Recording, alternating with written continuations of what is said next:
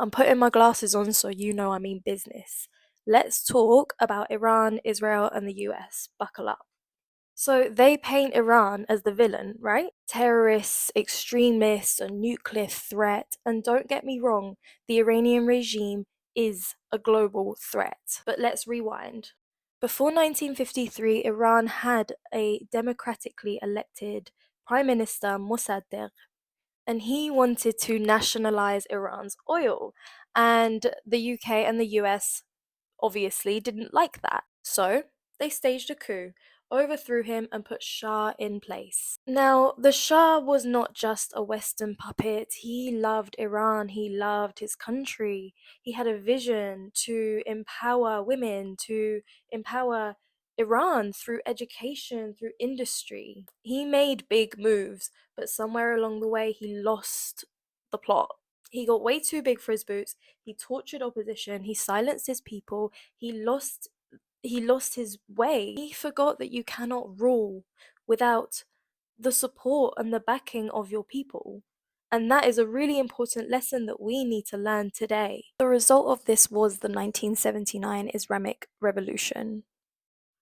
Millions took to the streets because they wanted freedom and equality, but suddenly Iran went from a monarchy to a religious extremist state. Hijab became mandatory and punishable by death. A woman's word to this day still counts as half in Iranian courts. Child marriage is permitted. Music and self expression got banned. Domestic abuse laws are basically non existent. And any dissent means imprisonment or being tortured or beaten. Now, let's talk about Israel and Palestine straight facts. Thousands of years ago, Jews did live on this land for thousands of years.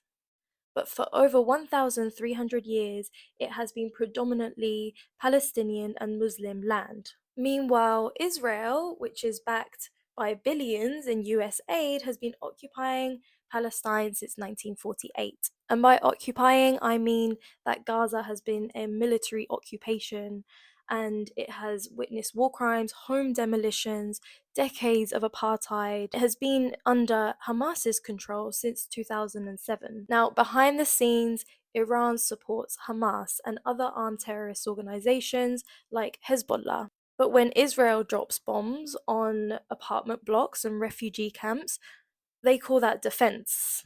That is still terrorism. That is violence with different labels. It's the same malicious game. And the US, in my opinion, the greatest terrorist of them all, it plays global police while funding Israel and sanctioning Iran. They sell weapons, destabilize regions, and then sell solutions through invasions. It's chaotic colonialism in a stupid hat.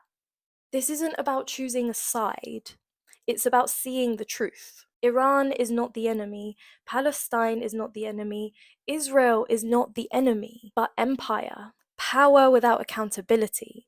That's the real enemy. That is pure poison. So, no, I'm not here to pick sides. I'm here to call out the system, the one that funds both sides of war and then profits off of children's blood, the one that tells you it's about peace and freedom while it sells weapons and bombs, the one that rewrites history to fit its own fucked up narratives while silencing truth. This isn't about Iran versus Israel, East versus West, Jew versus Muslim. This is about power versus people, control versus consciousness. And the minute that we stop falling for their scripts and rise up as a collective, game over.